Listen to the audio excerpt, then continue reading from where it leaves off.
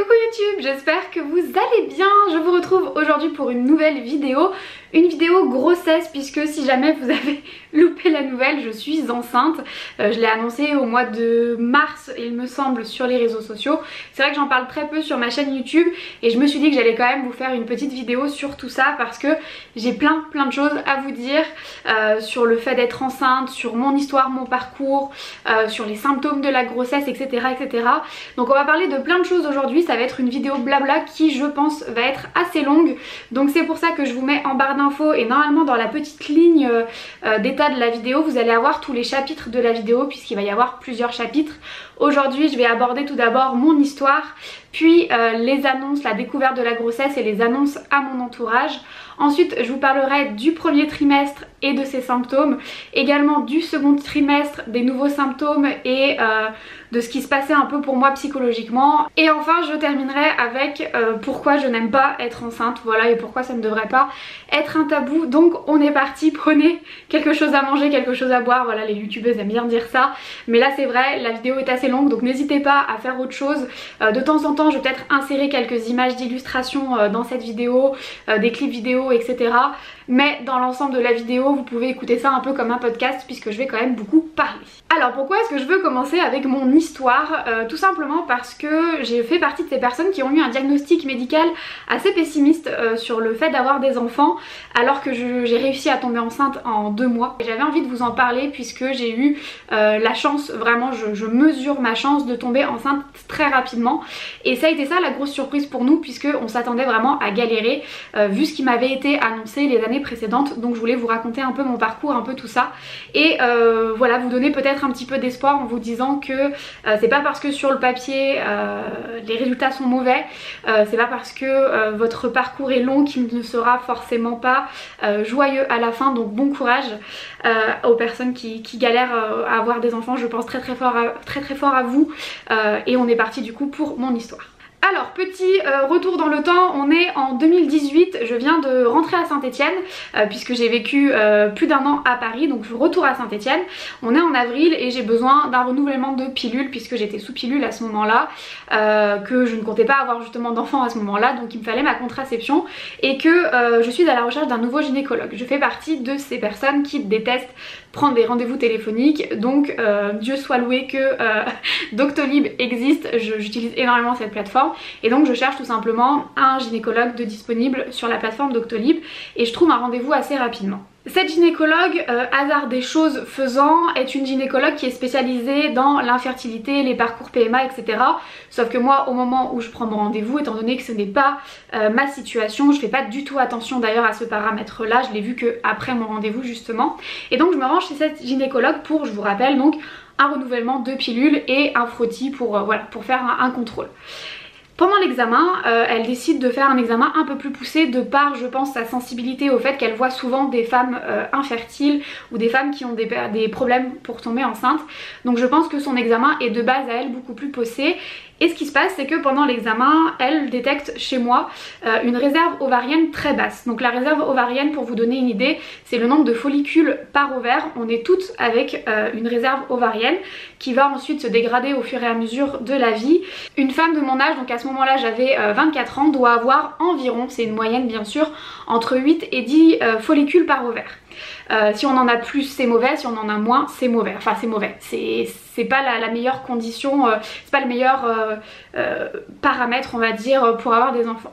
Et il se trouve que à cet examen elle détecte que j'en ai la moitié, donc c'est à dire qu'il me reste seulement 4 follicules par ovaire, donc voilà, résultat mitigé. Elle me fait comprendre pendant ce rendez-vous qui a été très vite, très expédié, que j'allais galérer tout simplement à avoir des enfants s'il s'avérait que l'autre examen qu'elle allait me prescrire allait être aussi mauvais. Et donc je suis partie de ce rendez-vous avec des plaquettes pour faire congeler mes ovocytes et adopter des enfants, puisque il fallait que je me prépare à cette éventualité là, alors que à ce moment là de ma vie les enfants c'est pas du tout un projet qui est enfin dont on parle avec mon chéri, malgré le fait que ça fait 5 ans qu'on est ensemble, on parle plus de mariage, etc. Mais les enfants c'est pas forcément à l'ordre du jour. Je suis venue en plus pour renouveler une contraception, donc encore plus pas du tout à l'ordre du jour. Et puis moi je fais partie de ces personnes qui ne voulaient pas d'enfants avant 30 ans puisque je voulais vraiment me consacrer au maximum à mon business. Moi ça fait plus de 4 ans que je suis à mon compte. Et ça a toujours été une volonté de développer cette entreprise, de développer ce business. Et pour moi, forcément un enfant ça allait ralentir ça, puisque du moment que j'aurais un enfant, bah ma famille passerait avant mon travail. Et donc du coup je voulais pas d'enfants avant 30 ans, donc cette éventualité d'avoir des enfants, elle était très loin de moi. Et donc je suis partie de ce rendez-vous avec une prescription pour une prise de sang pour contrôler mon AMH, donc c'est l'hormone anti-mullérienne, si je le prononce bien. Et donc ce résultat d'AMH allait pouvoir nous dire si vraiment, allait confirmer ou pas si vraiment j'allais galérer à avoir des enfants, si je ne pouvais pas avoir d'enfants, etc., etc. Étant donné que cette gynécologue est spécialisée dans l'infertilité, vous l'aurez compris, elle reçoit ce type de résultats tous les jours. Et elle m'avait précisé à la fin du rendez-vous de bien lui renvoyer les résultats, parce que même si elle allait les recevoir, étant donné qu'elle en reçoit tous les jours, peut-être que ça allait pas faire tilt que ces résultats étaient associés avec un profil d'une femme de 24 ans. Donc moi aussi j'allais recevoir les résultats, et ce qu'il fallait c'est qu'absolument je lui fasse un mail avec pour objet femme de 24 ans pour que ça tilte de son côté et qu'elle me recontacte ensuite. Ce qu'il faut savoir c'est que je fais partie de ces personnes qui tant que le problème n'est pas identifié, n'est pas clair, pour moi il n'y a pas de problème. Je fais partie de ces personnes qui font clairement l'autruche, c'est-à-dire que voilà, tant qu'il n'y a pas de vraie catastrophe en vue, de vrais problèmes, j'occulte tout ce qui se passe. Et donc du coup c'est ce que j'ai fait. Je suis quand même allée faire cette prise de sang. J'ai reçu les résultats, incompréhensibles bien sûr, puisque c'est voilà, c'est des dosages, etc. Je suis pas du tout allée chercher sur internet une interprétation de ces résultats, et je n'ai pas envoyé de mail à ma gynécologue avec les résultats que j'avais reçus. J'ai fait vraiment l'autruche. Pour moi, si jamais j'avais pas de diagnostic, il n'y avait pas de problème. Et j'ai fait l'autruche pendant un an, puisque pendant un an j'ai vraiment mis ça de côté. J'en ai parlé bien sûr à mon chéri, j'en ai parlé à ma maman, mais voilà, c'était quand même pas quelque chose que je voulais qui m'impacte. Enfin, à ce moment-là de ma vie, je ne pouvais pas me permettre d'être impactée par ça. Voilà, c'était tout simplement ma façon de penser à ce moment-là. Et on se retrouve du coup un an plus tard, donc en avril-juin 2019, je sais pas quand a été mon rendez-vous l'année d'après, mais ça a été pendant cette période-là. J'ai bien entendu changé de gynécologue parce que je me voyais pas retourner chez cette gynécologue là, puisque malgré tout le discours, la bienveillance étant complètement inexistante pendant ce rendez-vous, voilà, ça a été quand même très brut comme type d'annonce, sachant que je venais pas pour ça de base. Donc j'ai décidé de changer de gynécologue. Je suis tombée sur une gynécologue adorable, mais là voilà, il y a un moment où il fallait plus faire l'autruche, donc je suis allée à mon rendez-vous bien sûr avec ce papier de mes résultats pour le mettre dans mon dossier, pour lui présenter, pour savoir ce qu'il en était. Et la première chose que m'a dit du coup cette gynécologue quand elle a vu le résultat, c'est qu'elle m'a regardée assez gênée en me disant mais votre gynécologue qui vous a prescrit cette prise de sang ne vous a pas rappelé pour vous expliquer? Et là bah vous savez que c'est mauvais. Si on doit vous expliquer quelque chose, c'est que c'est pas très bon, voilà.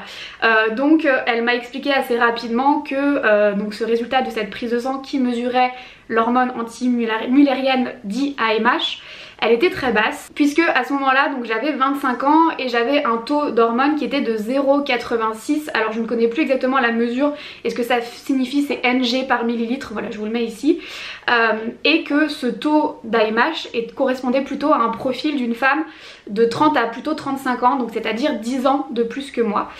Et elle m'a expliqué que ça voulait pas dire que j'étais infertile, mais ça voulait dire que j'étais quand même, voilà, ça allait quand même me poser beaucoup de problèmes, puisqu'il fallait pas que je tarde à avoir des enfants, que j'avais peut-être une fenêtre de 2-3 ans pour avoir des enfants, et qu'après ce serait terminé, puisqu'étant donné que on va dire que mon âge de fertilité était de 10 ans plus vieux que l'âge que j'avais réellement.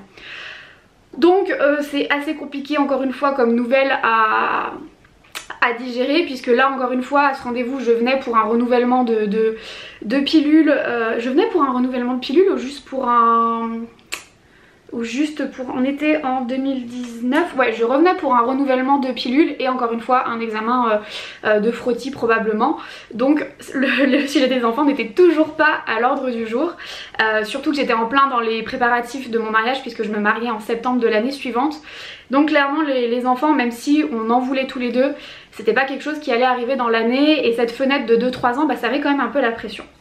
Donc je suis sortie de ce rendez-vous complètement défaite, hein, clairement. J'ai pleuré dans le couloir en sortant parce que c'est quand même assez compliqué comme nouvelle. En plus on s'imagine toujours le pire en se disant bon bah ça y est c'est foutu, je suis infertile, j'aurai jamais d'enfant. Est-ce que mon chéri va quand même rester avec moi même si on n'arrive pas à fonder une famille, etc. Enfin il y a beaucoup de choses qui passent en tête. Faut savoir aussi que je suis quelqu'un d'assez optimiste dans la vie et que rapidement le discours que j'ai commencé à avoir c'était mais vaut mieux que je sois au courant maintenant, c'est dur mais vaut mieux que je sois au courant maintenant que quand ce soit trop tard. Donc même si ça n'allait pas changer le fait que je n'allais pas me lancer dans faire des enfants tout de suite, au moins on était au courant, on le savait et ça nous permettait de prendre les décisions en tout état de cause, je vais y arriver à le dire. Congeler les ovocytes, c'était ce qui m'était conseillé à ce moment-là. On me disait bah si vous comptez pas faire d'enfants tout de suite, congelez vos ovocytes, je sais plus même si c'est ovaires ou ovocytes, vraiment j'ai occulté ces moments-là de ma vie. Et encore une fois, ce qui s'est passé c'est que je me suis remis à faire l'autruche. Même si beaucoup de personnes autour de moi, enfin ma famille, mon entourage proche, mon chéri était au courant. Voilà, on s'est dit on n'a jamais essayé de toute façon d'avoir d'enfants. Pourquoi on commencerait déjà par des démarches médicales alors qu'en fait on n'a jamais essayé. On s'est dit on verra plus tard, on verra plus tard.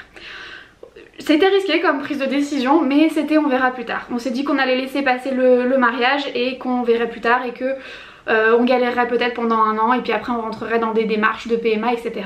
Pour entre guillemets faciliter les choses, puisque j'avais lu que quand ça faisait longtemps qu'on prenait la pilule, le corps avait besoin d'un petit moment afin de tout évacuer et moi ça faisait 8 ans que j'étais sous pilule. Donc j'ai décidé en janvier 2020, enfin décembre 2019, en décembre 2019, janvier 2020 d'arrêter ma pilule puisque ce qui a été un peu conclu avec mon chéri c'était que on se lancerait dans les essais bébés juste après le mariage, donc en septembre 2020. Donc j'ai décidé voilà quelques mois avant, donc quasiment 7-8 mois avant d'arrêter la pilule pour encore une fois mettre plus de chances de notre côté. Et puis le mariage est passé puisqu'on s'est marié, vous l'avez vu sur les réseaux sociaux, le 19 septembre dernier et qu'on a lancé du coup les essais bébés tout de suite après et que je suis tombée enceinte 2 mois plus tard au niveau du 19 novembre 2020 du coup. Donc vraiment aucune difficulté à tomber enceinte et c'est ça qui a été la grande surprise puisque ça faisait quasiment plus de 2 ans, ça faisait quasiment même 3 ans que je m'étais mis dans la peau d'une femme qui allait avoir du mal à avoir des enfants et psychologiquement c'est très compliqué. On a beau vous dire, et je sais que cette phrase elle est horrible du coup à toutes les femmes qui ont du mal à avoir des enfants quand elles l'entendent, c'est arrête d'y penser, ça va te bloquer ou c'est parce que tu y penses trop ou ce genre de choses. Mais en fait comment voulez-vous ne pas y penser? C'est-à-dire qu'à chaque fois que je croisais un enfant, à chaque fois qu'on m'annonçait une grossesse, enfin j'avais cette petite voix à l'intérieur qui me disait peut-être que ça t'arrivera jamais, peut-être que tu auras jamais d'enfant, enfin malgré le fait que j'avais jamais essayé d'avoir des enfants, puisque c'était vraiment là le truc, c'est que j'avais juste le résultat papier qui me disait ah vous allez avoir du mal, mais dans la réalité des choses avoir du mal à avoir des enfants c'était pas encore quelque chose de véridique puisqu'on n'avait encore jamais essayé. Donc c'était vraiment juste les résultats papier qui faisaient que psychologiquement ça m'a formaté à me dire je vais avoir du mal à avoir des enfants et on y pense forcément. Donc vraiment quand je suis tombée enceinte j'ai vraiment mesuré la chance que j'avais d'être tombée enceinte si rapidement. Ça a été le premier sentiment, ça a été bien sûr la joie, j'étais hyper contente d'être enceinte. Voilà, je vais vous raconter un peu comment je l'ai découvert et les annonces. Mais ça a été très vite remplacé par de l'incompréhension de me dire mais en fait ça fait 3 ans que je m'inquiète alors que je suis tombée enceinte en 2 mois. Même si la période de l'incompréhension elle a vite été dissipée, voilà j'en ai reparlé à ma sage-femme au premier rendez-vous. Elle m'a dit vous savez parfois hein, les résultats sur le papier ça veut tout et rien dire, la preuve voilà vous avez réussi à tomber enceinte en 2 mois donc tant mieux pour vous. Et puis on est passé à autre chose, j'ai pas vraiment plus d'informations sur mes résultats, peut-être que mes résultats aujourd'hui si je les referais seraient encore plus mauvais, on verra bien, peut-être que je vais galérer à en avoir un deuxième mais ça c'est une autre histoire donc on verra plus tard. Donc voilà pour ce qui est de mon histoire, j'espère que ça donnera un petit peu d'espoir si jamais vous êtes dans une situation un peu similaire, si vous avez eu des mauvais résultats, tout n'est pas terminé, tout n'est pas fini, courage à vous. Je sais du coup psychologiquement ce que vous traversez malgré le fait que j'ai pas galéré à avoir des enfants. bah dans ma tête j'ai quand même galéré pendant 3 ans au final, si on peut faire un petit résumé de cette première partie. On passe à la partie 2 que j'ai appelée la bonne surprise, puisque oui, ce bébé ça a été un petit peu le miracle, la bonne surprise. On a été très contents et à la fois très surpris. Cette grossesse était désirée, mais du coup elle est arrivée très vite, donc comme si c'était un peu un bébé surprise au final, puisqu'on s'est dit qu'on allait finalement peut-être avoir entre 6 mois et 1 an pour se préparer voilà, à cette grossesse, étant donné que j'étais censée galérer, donc tomber enceinte en 2 mois. Ça a été la grande surprise, ça a chamboulé pas mal de choses. Et voilà, ça fait revoir nos plans, mais on était bien sûr les personnes les plus heureuses du monde. Donc comment est-ce que j'ai appris que j'étais enceinte? Déjà, comment est-ce que j'ai ressenti que j'étais enceinte? Et ben j'en avais absolument aucune idée. Ce qu'il faut savoir, c'est que moi j'avais des cycles longs, c'est-à-dire que mes règles duraient entre 35 et 41 jours selon les cycles, donc c'était assez compliqué de savoir quand allaient tomber mes règles. Voilà, c'était plus ou moins long selon les mois. Et je sais pas pourquoi, je suis allée acheter un test de grossesse, puisqu'il faut savoir que je n'ai jamais fait de test de grossesse de ma vie. Donc c'est le premier test de grossesse que j'achetais. Et je me suis dit je vais me le mettre de côté, comme ça de toute façon ça va servir dans les mois qui viennent, donc je l'aurai. Et ce qui s'est passé, c'est que on était un dimanche matin, on comptait manger du tartare de saumon le midi avec du riz, etc. Voilà, j'étais pas en retard sur mes règles, j'avais encore 4 jours avant d'arriver aux 41 jours de cycle, donc ce qui était un cycle complètement normal pour moi. Donc j'avais aucune raison de faire ce test de grossesse, mais je l'ai quand même fait. Voilà, je ne pourrais pas l'expliquer, c'est l'intuition, j'en sais rien, je ne pourrais pas l'expliquer. J'avais aucun symptôme, j'avais pas les seins qui me faisaient mal, j'avais aucun symptôme, donc j'avais pas de nausées, donc vraiment j'ai fait ce test de grossesse limite en me disant je vais m'entraîner. Voilà, c'est le premier que je fais, je sais pas comment ça fonctionne, bah allez je vais m'entraîner. Et ce qui s'est passé, c'est que j'ai filmé ce premier test de grossesse, puisque et là c'est le côté un peu voilà, créatrice de contenu qui ressort. Il y a des personnes qui vont trouver ça très nul, je vous comprends, mais j'ai filmé puisque je me suis dit tu vas galérer à avoir des enfants, donc autant te faire une petite vidéo souvenir de tous ces moments de galère jusqu'au jour où on va enfin réussir à avoir des enfants, et tu auras une petite vidéo sympa voilà, de tous ces moments où le test était négatif et puis un jour le test positif, puisque pour moi j'étais convaincue qu'un jour le test allait être positif, il n'en était pas question autrement. Et donc j'ai filmé voilà, ce premier test, sauf qu'on était un dimanche matin, j'étais en culotte dans ma salle de bain, pas maquillée, les cheveux en bataille, enfin vraiment le dimanche matin de la vraie vie. Et je me suis filmée en me disant bah voilà, ça fera 10 secondes de vidéo dans une plus grosse vidéo. Et il s'est avéré que ça a été la vidéo, puisque le test s'est révélé en moins de 15 secondes positif. Monsieur n'était pas là à ce moment là, il était justement allé faire les courses pour le repas de midi. J'étais toute seule dans ma salle de bain avec ce test positif. Donc ma première réaction ça a été d'appeler ma meilleure amie. Donc je l'ai appelée tout de suite, elle n'a pas répondu il me semble, si je me souviens bien. Donc je lui ai envoyé la photo du test de grossesse et là elle m'a rappelé direct juste après. Et puis j'ai également envoyé la vidéo à mes demoiselles d'honneur, donc Laura et Vanessa. Donc j'avais 3 copines qui étaient au courant, donc ma meilleure amie Mallory, ma témoin, et mes 2 demoiselles d'honneur, Laura et Vanessa, ont été les 3 premières personnes au courant de cette grossesse, puisque, et là vous allez dire mais elle est complètement folle, puisque je ne l'ai pas annoncé à mon chéri ce jour-là. Je voulais vraiment être sûre de moi, que le test soit bon. On était dimanche, les pharmacies étaient fermées, je pouvais pas aller en acheter un deuxième, donc j'avais qu'une seule solution, c'est d'attendre le lendemain, le lundi, pour aller faire une prise de sang. Donc le lundi matin à la première heure, à 7h30, j'étais au laboratoire et je suis allée faire ma prise de sang pour savoir si j'étais ou pas enceinte. Et j'ai eu le résultat dans l'après-midi, puisque mon médecin m'a rappelé dans l'après-midi en me disant bah le test est positif, tu es bien enceinte, etc. Donc là j'avais la réponse que j'étais bien enceinte. Mais ce qui s'est passé, c'est que je ne l'ai pas annoncé ce jour-là non plus à mon chéri, malgré le fait qu'il était à la maison. Enfin il travaillait, il rentrait le soir, il était de garde mais juste pour la journée, cette journée là. Il rentrait le soir et j'ai quand même gardé le secret. Voilà, ça a été vraiment mon petit secret pendant quelques jours. Alors pourquoi j'ai voulu garder le secret? Puisque je voulais faire quand même une annonce un peu sympa.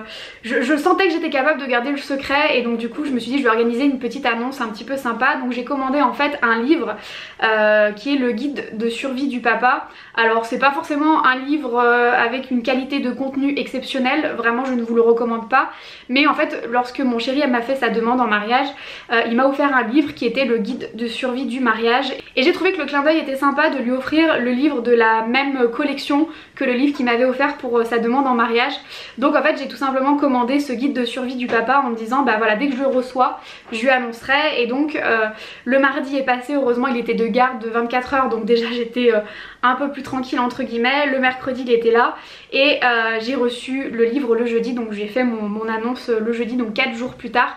Ça a été vraiment 4 jours assez compliqués, mais en même temps voilà, j'avais mon petit secret à moi, etc. Donc voilà, j'ai fait l'annonce 4 jours plus tard. Pour ce qui est des annonces aux autres personnes de mon entourage, donc ce qu'il faut savoir c'est qu'à ce moment là, donc on était début décembre, à ce moment là c'est le confinement, ou je sais plus exactement, je me souviens même plus, où on sortait tout juste du confinement et il y avait un couvre-feu, etc. Donc dans tous les cas je ne voyais pas grand monde, et la Covid étant là, on multipliait pas on voyait pas d'amis, etc. Donc on a dû trouver des moyens un peu astucieux de prévenir notre entourage. Et ce qu'on a décidé, c'est qu'on a décidé que pour nos parents, donc qui seraient les personnes suivantes sur la liste à être mises au courant, et ben on allait tout simplement attendre Noël, puisqu'on se disait que c'était quand même une belle occasion, vu que on allait fêter Noël, donc d'un côté avec mes parents, mes sœurs, et de son côté avec ses parents, ses frères, sa mamie.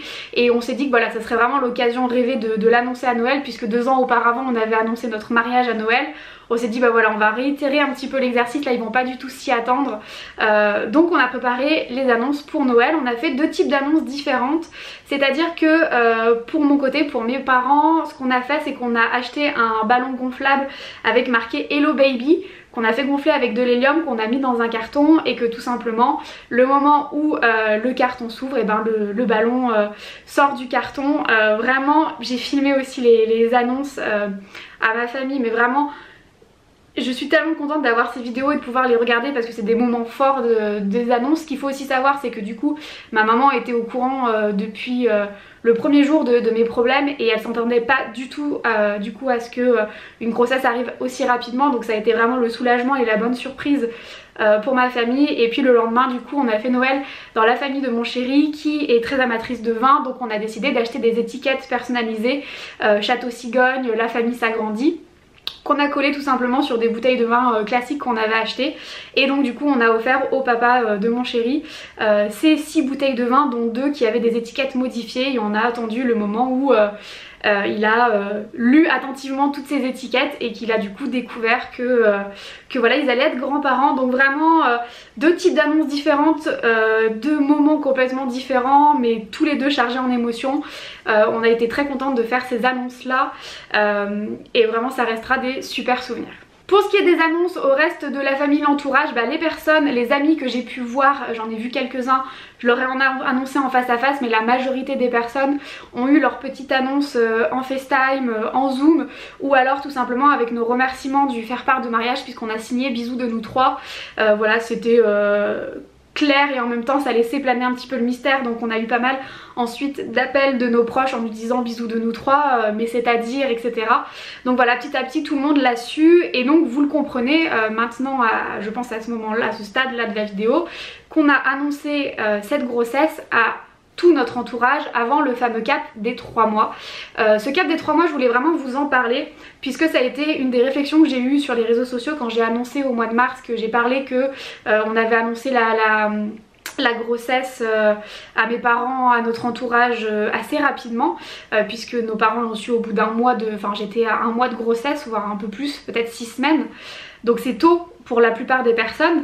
On a d'ailleurs eu des amis qui nous ont fait la réflexion, attention ça fait pas 3 mois, bah attention quoi. Je fais partie de ces personnes, et j'avais envie du coup de vous donner un peu ma position, peut-être que ça créera des discussions dans les commentaires, n'hésitez pas d'ailleurs. Je fais partie de ces personnes qui est consciente, bien sûr, est consciente du risque de fausse couche avant les 3 mois, mais je pars du principe que si ça m'était arrivé, Étant donné que je suis quelqu'un qui partage assez facilement avec mon entourage mes problèmes, je suis pas quelqu'un non plus qui arrive à faire semblant quand ça va pas, ça se voit sur mon visage. Voilà, je suis quelqu'un, je boude assez facilement, je suis triste, voilà, quand je suis triste ça se voit sur mon visage, puisque quand je suis de bonne humeur et que tout va bien, je suis une vraie pipelette, et du moment que je ne parle plus, vous savez qu'il y a quelque chose qui ne va pas. Donc si j'avais fait une fausse couche, ça se serait forcément répercuté sur mon moral, sur mon travail, sur tout, sur ma vie, et donc ça aurait été très dur de le cacher à mon entourage, et j'aurais préféré même avoir du soutien de mon entourage que des questions en mode bah qu'est-ce qui va pas, etc. Donc j'ai préféré effectivement le dire à tout le monde avant le cap des 3 mois. Je sais que ça en a choqué dans notre entourage, il y en a d'autres qui n'ont même pas relevé, mais c'était notre décision de l'annoncer, et du coup on a eu la chance de, voilà, que cette grossesse se passe bien. Bon, alors je suis toujours enceinte aujourd'hui, tout se passe bien encore aujourd'hui, mais on a eu de la chance du coup de passer facilement ce cap des 3 mois sans aucun problème. Mais c'est vrai que du coup nous on a fait le choix de l'annoncer avant ce fameux cap des 3 mois, et voilà pourquoi. Pour la petite anecdote, au mois de décembre de l'année dernière, je vous avais annoncé sur cette chaîne YouTube des weekly vlogs toutes les semaines jusqu'à Noël. Et alors peu de personnes l'ont remarqué, puisque je suis pas forcément quelqu'un de très régulière sur YouTube. Voilà, YouTube c'est pas mon activité principale, donc j'annonce parfois des choses qui n'arrivent pas, etc. Et donc j'avais annoncé que je ferais 4 vlogs, 4 semaines de weekly vlog jusqu'à Noël. J'ai sorti mon premier weekly vlog à Noël dernier, je crois d'ailleurs qu'il est toujours en ligne, que vous pouvez aller le voir. Et puis ensuite j'en ai pas sorti d'autres, puisque tout simplement ensuite je savais que j'étais enceinte, que j'ai commencé à avoir tous les symptômes du premier trimestre dont je vais vous parler maintenant, et donc du coup il était tout simplement impossible pour moi de filmer, parce que je ne me voyais pas filmer en cachant ça. Donc je préférais encore une fois me faciliter la tâche et ne plus filmer ces weekly vlogs. Donc si vous retournez voir mon weekly vlog de décembre dernier, le premier, je fais de la luge alors que je suis enceinte. Voilà, je suis enceinte pendant cette vidéo, mais je n'en ai aucune idée. Et ce qui est d'ailleurs très drôle, c'est qu'au moment où j'ai fait le montage de cette vidéo, je savais que j'étais enceinte, et il y a un moment dans la vidéo, je vais vous mettre l'extrait je pense maintenant, il y a un moment dans mes rushs, j'avais un moment où je disais que j'étais fatiguée, que je me sentais pas très bien, que j'avais envie de vomir, etc. Que je pensais que c'était à cause du Whole30 que j'avais terminé justement, et que c'était la réintroduction de certains aliments qui me rendaient malade, etc.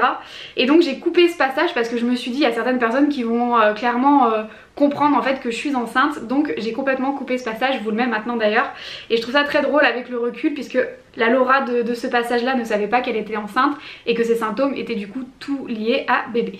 J'ai eu des petits coups de mou, je me suis sentie bien fatiguée cette semaine, là encore ce matin quand je me suis réveillée j'avais envie de vomir, donc je sais pas si c'est la réintroduction alimentaire du Whole30 qui fait ses effets, ou autre chose, donc voilà, donc j'étais pas... Donc niveau productivité j'étais pas à mon maximum, donc là je vais retourner travailler et je vous reprends un peu plus tard. Alors maintenant on passe à la partie sur mes 2 premiers trimestres, donc il reste 2 grosses parties avant le pourquoi je n'aime pas être enceinte. Donc ce premier trimestre, comment s'est-il passé pour moi, je vous raconte tout. Donc le premier trimestre, j'ai eu un premier trimestre assez basique, puisque j'ai eu le droit à la panoplie perte d'énergie plus nausées 8 heures par jour, donc ça a été très très compliqué. Ce qui s'est passé c'est que j'ai tout simplement prévenu mes clients assez rapidement que j'étais enceinte, et que du coup j'allais travailler un petit peu moins. D'ailleurs j'ai gardé à ce moment là que mes clients annuels. Toutes les collaborations ponctuelles je les ai soit décalées à plus tard, soit annulées, parce que j'étais incapable d'assurer. C'est aussi pour ça que j'ai été moins présente sur les réseaux sociaux, et que je pouvais pas vous le dire, parce que c'est compliqué d'expliquer une moins forte présence sur les réseaux sociaux sans vous dire totalement la vérité, et c'est là aussi où c'est très frustrant d'ailleurs, donc je préférais ne pas venir du tout. Et donc j'ai passé vraiment ce premier trimestre en mode HS, j'avais zéro énergie, c'est à dire que je dormais 12 heures par nuit, et que je faisais des siestes de 2 à 3 heures l'après-midi. Et qu'entre ces moments-là où j'étais réveillée, j'avais des nausées de 11h du matin à 14h, que ça se recalmait un petit peu de 14h à 16h30, 17h, et que de 17h jusqu'au coucher c'était de nouveau nausées non-stop. Donc c'était assez compliqué. Mon régime alimentaire pendant ce premier trimestre a été exclusivement du Saint-Moré, du Chavroux, enfin voilà, du Babybel, des petits fromages à grignoter. Voilà, c'est assez compliqué quand on a envie de vomir, de manger, de faire des vrais repas, et en même temps on a quand même faim mais on a envie de manger que certains trucs. Ma grosse lubie alimentaire du premier trimestre, ça a été les rouleaux de printemps. Donc rouleau de printemps avec avocat, concombre et c'est tout. D'ailleurs c'est ce que je mettais dedans. Qu'est-ce que j'ai rajouté dedans? Ouais, ça a été tout. J'en mangeais quasiment tous les 2 jours alors que maintenant ça... Enfin rien que d'y penser non, ça ne passerait pas. Du coup on a fait un stock de feuilles de riz, de sauce, etc. à même dans le placard que je n'ai pas utilisé au-delà du premier trimestre puisque ben j'en ai plus envie après, mais voilà. Donc au niveau alimentaire ça a été un petit peu compliqué, il faut aussi réapprendre à manger puisque moi la base de mon alimentation c'était quand même beaucoup de saumon fumé et de saumon cru, voilà, je suis une grande fan de japonais, etc. Donc ça faisait déjà beaucoup d'aliments en moins la charcuterie, moins le fromage. On passe son temps à checker aussi est-ce que j'ai le droit à ça, est-ce que j'ai le droit à ça, etc. Ce qu'il faut savoir c'est que j'ai mangé du surimi pendant tout mon premier trimestre alors que j'ai découvert un peu plus tard qu'apparemment c'était interdit. Enfin voilà, la partie alimentation elle est un petit peu compliquée et un petit peu contraignante au début parce qu'il faut tout vérifier tout le temps et puis au bout d'un moment on sait ce qu'on a le droit de manger et on sait ce qu'on n'a pas le droit de manger et on s'y fait. Mais j'avoue que cette partie là elle a été un petit peu compliquée. L'autre moment qui a été un petit peu compliqué pour moi psychologiquement du coup de ce côté là ça a été... la transformation de mon corps. Et encore je dirais pas transformation parce qu'au premier trimestre honnêtement on prend pas énormément de poids, le corps change un petit peu, le ventre commence à pousser mais ça reste quand même très discret, surtout dans mon cas puisque bah, vous le savez, moi je suis quelqu'un d'assez ronde, enfin j'ai toujours eu des kilos en trop, je suis en surpoids, donc mon ventre, enfin tout le premier trimestre je faisais pas forcément femme enceinte puisque j'avais déjà...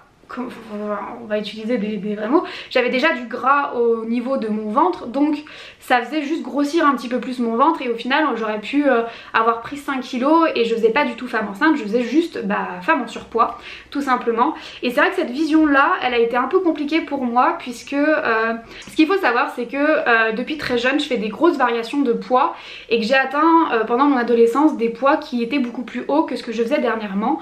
Donc c'est à dire que j'ai atteint par exemple les 80 kilos quand j'étais au lycée, sachant que je fais 1m56 donc c'est vraiment du surpoids pour ma taille, 80 kilos pour 1m56 c'est vraiment du fort surpoids. Ce qu'il faut savoir, et je vous en reparlerai un peu plus tard dans la vidéo quand je vous parlerai du second trimestre et des TCA, moi j'ai fait 8 ans de TCA diagnostiqués une fois qu'ils étaient réglés, ce qui c'est quand même d'ailleurs très drôle. J'ai appris que j'ai eu des TCA pendant 8 ans il y a quelques années quand j'ai fait un suivi avec une diététicienne. Donc moi j'ai fait de l'hyperphagie boulimique pendant quasiment 8 ans pendant mon adolescence, c'est à dire que j'avais des très fortes variations de poids. La preuve en est, je vous mets par exemple 2 photos de mon année de terminale, donc une photo prise en novembre de mon année de terminale et une photo prise en fin d'année de terminale. Voilà, donc il y avait à peine peut-être 8 mois sur ces 2 photos et j'avais quasiment 15 kilos de différence entre ces 2 photos. Voilà, j'avais un poids qui fluctuait tout le temps et donc je me suis déjà vue à un poids de 80 kilos puisque c'est le maximum que j'ai atteint dans mon adolescence. Donc tomber enceinte et avoir le corps qui change et qui prend plus de place, ça a été compliqué pour moi parce que je ne me voyais pas comme une femme enceinte. C'est à dire que quand je me croisais dans un miroir c'était pas ah je suis enceinte, c'est ah j'ai grossi, puisque la première chose que je voyais c'était moi il y a quelques années en fait, parce que je retrouvais une silhouette, je retrouvais un poids que j'avais déjà eu auparavant et qui n'était pas associé à du positif puisque c'était très mal perçu que je grossisse, puisque il fallait absolument perdre du poids, faire du régime, il fallait absolument faire du sport, c'était dangereux pour moi, voilà. Moi j'ai toujours eu la phobie d'aller chez le médecin à cause juste de la pesée, hein. Ça c'est un truc, et encore aujourd'hui parfois je décale et je ne vais pas chez le médecin juste à cause de ça parce que j'ai peur de me faire engueuler à cause de mon poids. Donc pour vous dire que c'est un petit traumatisme latent qui est là, qui est un peu caché. Donc c'est vrai que tout le premier trimestre j'avais un peu de mal à mettre des vêtements moulants qui montraient mon ventre, etc. parce que dès que je moulais un peu mon ventre ou que je le montrais, pour moi je voyais pas une femme enceinte, je voyais juste une femme grosse, tout simplement. Voilà, je me voyais grosse, donc le changement de corps a été très compliqué pour moi au premier trimestre. Sur le plan psychologique au niveau du premier trimestre, il y a aussi un gros sentiment de culpabilité qui s'est installé chez moi. Un sentiment de culpabilité que j'ai eu tout au long de mon premier trimestre qui a commencé à s'apaiser au second trimestre. Il est que je me sentais coupable d'avoir réussi à tomber enceinte si facilement. J'avais l'impression d'avoir menti autour de moi. J'avais l'impression de m'être mise, d'avoir volé la position d'une femme qui allait galérer à avoir des enfants et finalement au résultat ne pas du tout galérer et être tombée enceinte en 2 mois. J'ai beaucoup culpabilisé finalement de ne pas avoir galéré à tomber enceinte, puisque pour moi c'était le parcours qui m'était destiné, et du coup j'ai aussi beaucoup culpabilisé de me plaindre au premier trimestre, et c'est aussi pour ça que j'osais pas trop me plaindre au premier trimestre, puisque je mesurais vraiment la chance que j'avais d'avoir réussi à tomber enceinte si rapidement, et d'avoir réussi à tomber enceinte, c'est français, d'avoir réussi à être enceinte, bon bref, d'avoir réussi à être enceinte si facilement, et d'avoir surtout réussi à être enceinte. Et je culpabilisais par rapport à toutes ces personnes qui peut-être galéraient, que ce soit dans les personnes que je connais ou alors que ce soit sur les réseaux sociaux. Je me voyais très mal faire une story en disant je suis fatiguée, j'ai des nausées, machin machin, alors que peut-être une nana qui rêve d'avoir des enfants allait me regarder. Et du coup cette culpabilité là m'a beaucoup bloquée sur beaucoup de points, parce que j'osais pas tout simplement dire les choses qui se passaient, parce que je me disais t'as pas le droit de te plaindre, t'es enceinte, c'est une chance, t'as pas le droit de te plaindre, c'est interdit, faut pas te plaindre. Il y a des femmes qui n'arrivent pas à être enceintes, il y a des femmes qui sont en train de vivre le rêve de certaines personnes, t'as pas le droit. Et j'avais vraiment ce sentiment d'avoir volé la place de quelqu'un en fait, parce que pour moi il y avait comme une liste d'attente, et que moi j'étais en bas de la liste d'attente, que voilà, il fallait que je passe par quelques mois, quelques années de galère avant de réussir à être enceinte, et que j'étais passée devant tout le monde et que j'avais réussi à être enceinte en 2 mois. Donc voilà, là de le dire, je me sens ridicule, parce que enfin c'est ridicule de penser ça, mais c'est vraiment ce que j'ai ressenti au premier trimestre psychologiquement. J'avais vraiment ce gros sentiment de culpabilité qui m'a accompagnée pendant ces premières semaines et ces premiers mois. Sentiment qui s'est volatilisé tout seul. Enfin j'ai pas fait spécialement grand chose, j'ai pas eu une grande discussion avec quelqu'un qui m'a fait réaliser que j'avais le droit de me plaindre. Je pense qu'au bout d'un moment peut-être que le naturel est revenu au galop, et que je suis quelqu'un, voilà, je me plains assez facilement, malgré le fait que je sois très optimiste. Voilà, quand il m'arrive un petit bobo, j'aime bien bouder, et j'aime bien faire comprendre que je suis pas contente. Donc c'est vrai que bon, au second trimestre, les petits désagréments de la grossesse, voilà, j'ai pas eu du mal à les exprimer, et la culpabilité s'est un petit peu calmée, mais c'est vrai que j'ai très fortement pendant tout mon premier trimestre pensé à tous ces couples, tous ces parents, je sais pas comment qualifier toutes ces personnes, mais toutes ces personnes qui galèrent, et vraiment je peux vous dire que je mesure énormément la chance que j'ai d'être enceinte aujourd'hui et d'être tombée enceinte si rapidement. Ici la Laura du montage. Alors je sais que cette vidéo est déjà extrêmement longue, mais pendant que je suis en train de faire le montage, il y a plein de trucs qui me sautent aux yeux que je n'ai pas dit et dont je veux absolument parler dans cette vidéo. Donc je tiens à faire mon petit edit et à rajouter des choses que je n'ai pas dit dans mon premier tournage. Donc on est parti. Alors par rapport au premier trimestre, il y a une chose dont je n'ai pas parlé, et je ne comprends pas d'avoir oublié ça, parce que c'est quelque chose qui encore aujourd'hui nous arrive. C'est que je trouve que en général on est quand même très mal accompagné au niveau des informations. Je m'explique. On a eu beaucoup cette sensation, mon mari et moi, au premier trimestre, encore un peu au second trimestre, et ça nous arrive encore aujourd'hui alors qu'on est dans le 3e trimestre, de découvrir des choses toutes les semaines qu'on était apparemment censé savoir.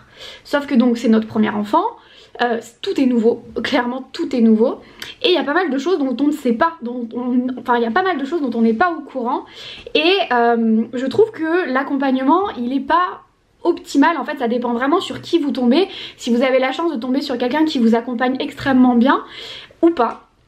Je m'explique, par exemple au premier trimestre, moi je voulais être suivie par une sage-femme pour cette grossesse, donc j'ai pris rendez-vous avec une sage-femme à côté de chez moi pour aller faire en plus l'échographie de datation, donc pour vous dire depuis combien de temps vous êtes enceinte, etc.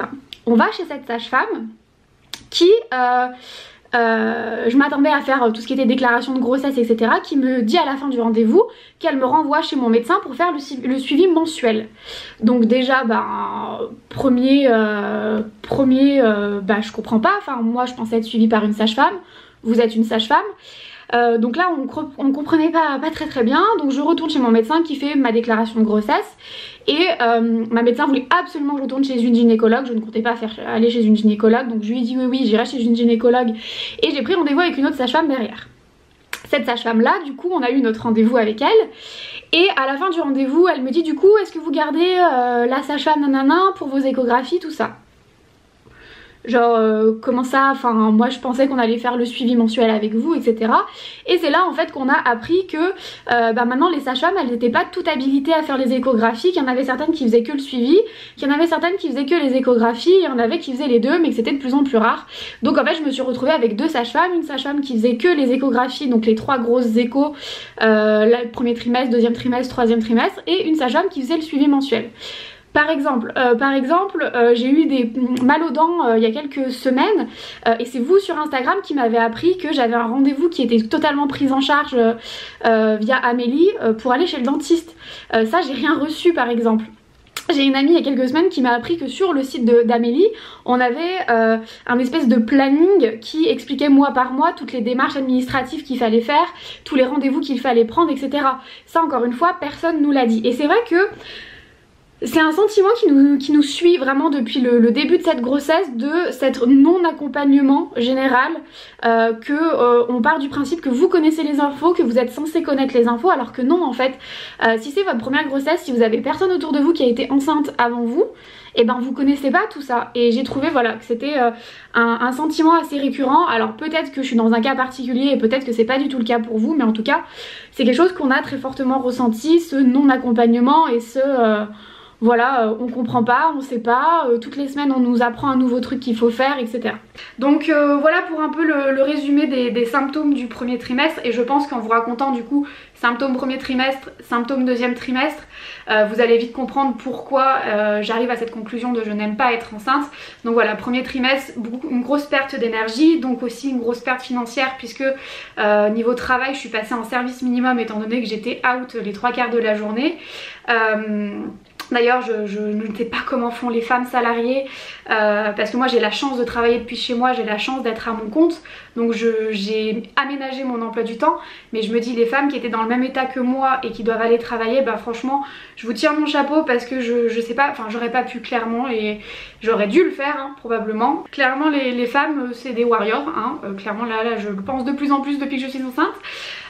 Donc voilà, donc vraiment premier trimestre j'ai eu la panoplie, perte d'énergie, nausées, plus psychologiquement prise de poids, très compliqué pour moi. Je passe maintenant à la partie sur mon second trimestre, donc second trimestre qui s'est plutôt bien passé pour moi sur le plan physique puisque j'ai eu un regain d'énergie assez hallucinant puisque j'ai pu recommencer à faire des journées de travail très traditionnelles où je travaillais quasiment mes heures habituelles voire plus. Voilà, je veux faire des journées de 8 à 10 heures de boulot, c'était pas un problème.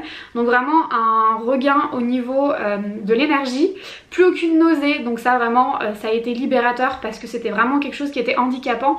Plus aucune nausée mais du coup aussi retour de l'appétit et d'envie de manger un peu beaucoup de choses. Je vous parle de ça puisque ça va être lié avec la prise de poids toujours et ces fameux TCA dont je vous parlais.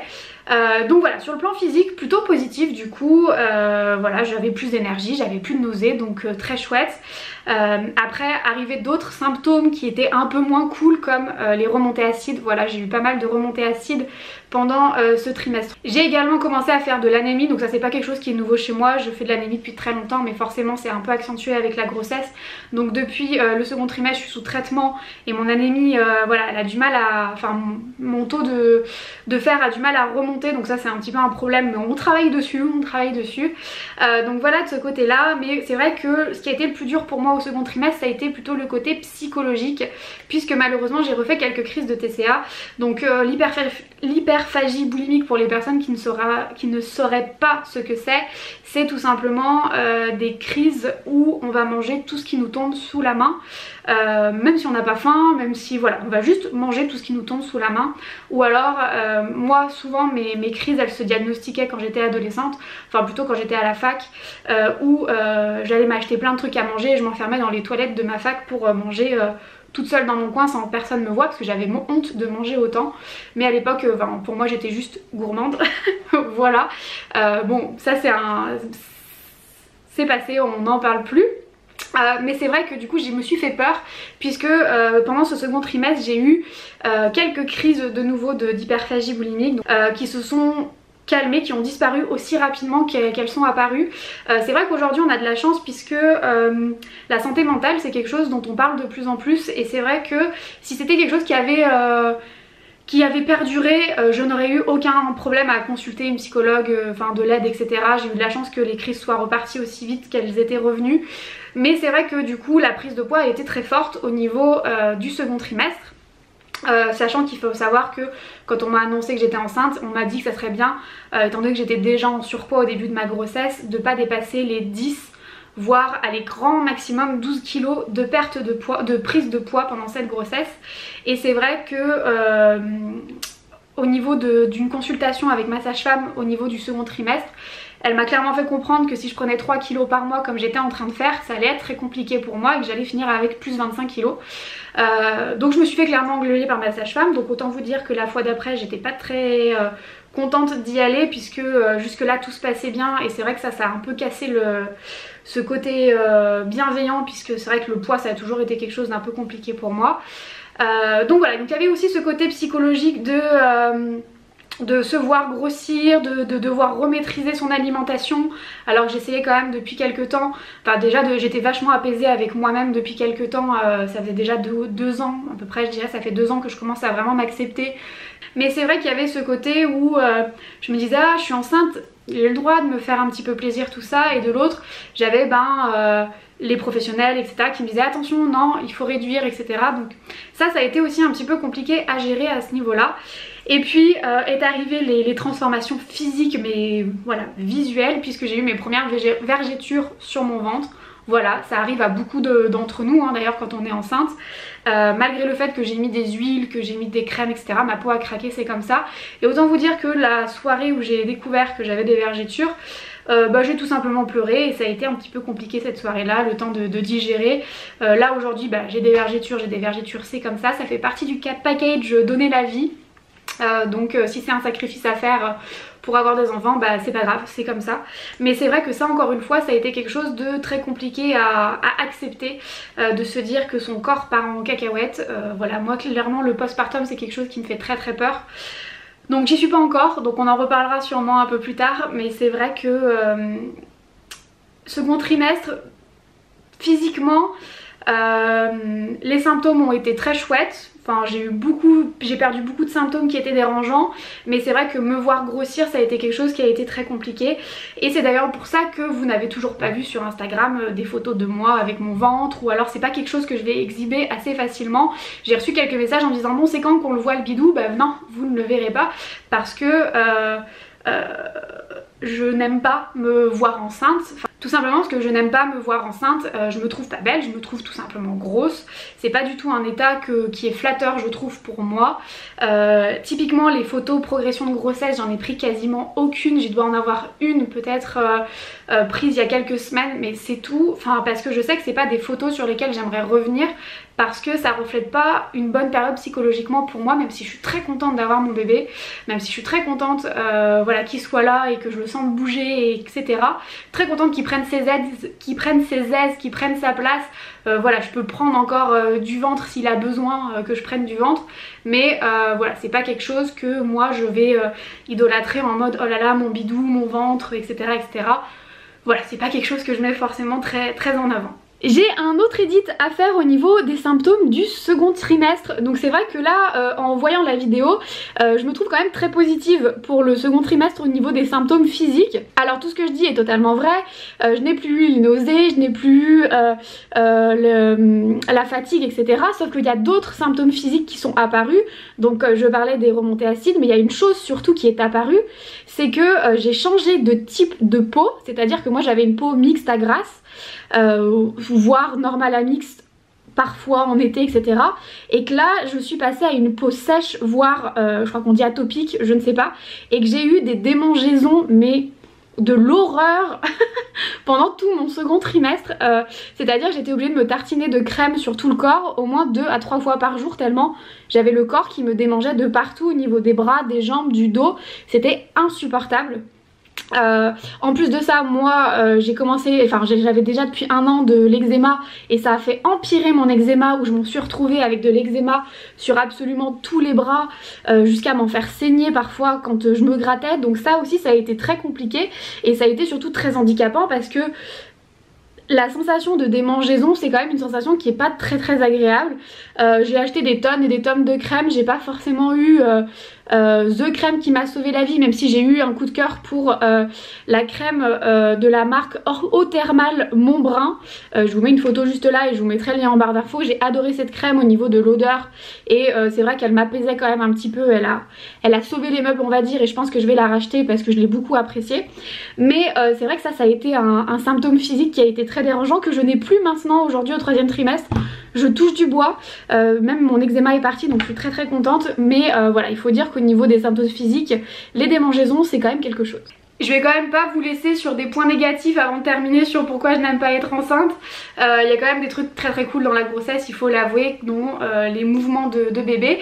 Alors ce qu'il faut savoir c'est que c'est quelque chose qui me faisait très peur, les mouvements de bébé, puisque moi à chaque fois que je voyais une femme enceinte ou que vous voyez, vous savez ces petites vidéos sur Instagram de femmes qui filment leur ventre qui bouge, moi c'était le genre de truc qui me dégoûtait au plus haut point puisque ça me faisait penser tout simplement à Alien. Vraiment avant de tomber enceinte, quand je parlais d'être enceinte quand j'étais ado etc, je disais ah moi ça me dégoûte de me dire qu'il y a un truc à l'intérieur qui bouge etc. Qu'on me disait non mais tu verras quand tu grandiras ça changera. Ben non, parce que quand j'en vois encore, vous verrez jamais de vidéos de mon ventre qui bouge par exemple. Je trouve ça fascinant de le regarder, enfin moi j'aime regarder mon ventre qui bouge, mais de le voir chez les autres ça me dégoûte toujours autant, je ne sais pas pourquoi. Donc voilà, c'est quand même très agréable de l'entendre, de le sentir bouger parce que voilà, on sait qu'il va bien etc, que tant qu'il bouge ça veut dire que tout va bien. Mais d'un côté c'est quand même très handicapant puisque j'en ai parlé sur Instagram, puisque du moment que je suis assez inactive, et je suis quand même assez inactive puisque je suis souvent assise devant mon PC, bah bébé n'aime pas ça, bébé n'aime pas que je sois inactive, donc bébé bouge dans tous les sens et donc du coup c'est vrai que j'ai eu plus tendance à travailler debout en ce moment, donc ça fatigue un peu plus. Mais c'est vrai que les mouvements ça va dépendre des moments, il y a des moments où je suis très contente qu'ils bougent et d'autres moments où je me dirais si tu pouvais te faire oublier 5 minutes le temps que je travaille tranquillement ça peut être sympa. Mais je vais quand même le mettre dans les points positifs, les mouvements c'est quand même un truc qui me fascine parce que je me dis que le corps est quand même bien foutu pour pouvoir avoir un être humain qui grandit en soi, c'est quand même un truc de ouf. Ça fait déjà 1 heure que je parle, j'espère que la Laura du montage aura réussi à réduire un peu tout ça pour que ce soit un peu plus digeste. Si vous êtes encore là et que la vidéo fait 1 heure, et bah franchement chapeau à vous. Je termine juste avec cette petite parenthèse sur le je n'aime pas être enceinte. C'est vrai que je l'ai dit il y a quelques semaines sur les réseaux sociaux que je n'aimais pas l'état de femme enceinte, c'est pas quelque chose qui me... Voilà, c'est pas quelque chose, ça n'a pas été une révélation pour moi d'être enceinte. Et j'avoue que quand j'ai posté la story, j'ai eu assez peur de poster ça, de peur de me faire juger ou d'avoir des commentaires négatifs. Et au contraire, vous avez été très nombreuses à me dire que vous aussi vous n'aviez pas aimé être enceinte ou que vous étiez enceinte actuellement et que vous n'aimiez pas ça. Donc j'avais vraiment envie d'en parler pour peut-être déculpabiliser les personnes qui passent par là. Ne pas aimer être enceinte, ça veut pas dire que vous n'aimez pas votre bébé, ça ne veut pas dire que vous serez une mauvaise maman. Voilà, moi j'aime mon bébé, j'espère que je serai une bonne maman, mais l'état de femme enceinte, je n'aime pas ça parce que déjà j'aime pas qu'on m'impose des choses et là j'ai pas le droit de manger ce que je veux, j'ai pas le droit de faire ce que je veux. Au premier trimestre j'avais moins d'énergie, là je commence à plus pouvoir me déplacer comme je veux. J'aime pas ça, je trouve ça pénible. J'aime bien être maître de ce que je veux faire et là c'est pas le cas. Voilà, donc dit comme ça, ça peut faire un peu voilà là, la meuf qui se plaint de pas pouvoir faire ce qu'elle veut, mais c'est un fait. Voilà, je suis pas le genre de personne à qui on impose des choses, j'aime bien faire ce que je veux quand je veux et donc du coup là l'état de grossesse forcément c'est assez contraignant pour moi, donc c'est vrai que j'aime pas ce côté là, même s'il y a des côtés très positifs à être enceinte. Rien que le fait c'est d'avoir un enfant au bout, ça c'est quand même très cool. Il y a quand même beaucoup de sacrifices à associer à la grossesse, rien que déjà le changement du corps qui est pour moi la chose la plus compliquée, et encore je pense que j'ai pas passé les parties les plus difficiles, c'est-à-dire l'accouchement et le postpartum, qui je pense vont être très compliqués pour moi et dont je pourrais vous reparler avec grand plaisir si vous souhaitez que je vous en parle. Mais vraiment je voulais rassurer voilà, toutes les personnes enceintes qui passeront sur ma vidéo et qui n'aiment pas être enceintes, vous n'êtes pas seule, ce n'est pas grave, c'est pas pour ça que vous êtes une mauvaise mère ou que vous aimez moins votre enfant. Voilà, c'est un état, c'est 9 mois, on fait avec, hein, c'est comme ça, mais on sera quand même très contente quand bébé sera là et quand on pourra refaire tout ce qu'on faisait avant. C'est vrai que parfois j'oublie mon état et que je veux faire des choses alors que je ne peux pas. On a organisé un EVJF il y a quelques semaines avec une amie, j'étais là, on est parti en Ardèche, j'étais là, l'Ardèche c'est trop beau pour faire du canoë-kayak, il faut qu'on fasse du canoë-kayak, en plus il va faire beau, tout ça. Et puis c'est vrai que ma meilleure amie m'a dit mais Laura, le canoë-kayak t'es enceinte, t'as pas le droit. Et c'est vrai que vous voyez c'est ce genre de petits trucs, je me dis ah oui c'est vrai que j'ai pas le droit. Genre là j'aimerais aller à Disney, j'ai pas le droit, enfin voilà, c'est plus le côté, là c'est mon côté très capricieuse qui ressort. Moi j'aime bien pouvoir faire ce que je veux quand je veux, et c'est vrai que le fait d'être enceinte, et ben on ne peut pas. Donc c'est pas quelque chose qui me plaît spécialement, mais on fait avec, et comme je disais j'ai très hâte que bébé soit là. Voilà, si vous êtes arrivé jusqu'au bout de cette vidéo, bah félicitations, merci beaucoup surtout, merci de m'avoir écouté blablater pendant cette heure, ou pendant j'espère un peu moins, mais à mon avis ça fera quand même une grosse vidéo. Vraiment je vous invite à laisser un commentaire sous cette vidéo, parce que j'imagine que j'ai dit beaucoup de choses qui vous ont peut-être fait réagir, ou dans lesquelles vous n'étiez pas d'accord avec moi, ou vous étiez d'accord avec moi, et c'est vrai que j'adore échanger avec vous sous mes vidéos ou en message privé, si jamais vous avez besoin de m'envoyer un message privé. J'espère que cette vidéo aura pu être utile à certaines personnes. Voilà, j'ai juste raconté mon histoire, ma façon de voir les choses, qui se passe pour moi, mais je me dis que peut-être il y a certaines personnes qui pourront se retrouver dedans et que ça vous servira. C'est tout ce que je souhaite, je croise les doigts. Donc voilà, j'espère quand même que la vidéo vous aura plu. Je vous retrouve très vite sur les réseaux sociaux, on se retrouve très vite pour une nouvelle vidéo. En attendant, prenez soin de vous, salut!